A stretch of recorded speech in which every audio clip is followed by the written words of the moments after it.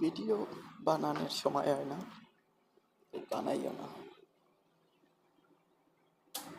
আজকের একটু বানাইলাম, যেহেতু কাজ করি।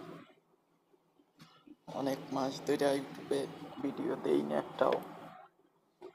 এই মেশিনটা তৈরি করতেছি। এটা অনেক বড় ট্রান্সফরমার, এটাই বড় ট্রান্সফরমার, 4.5 কে ট্রান্সফরমার।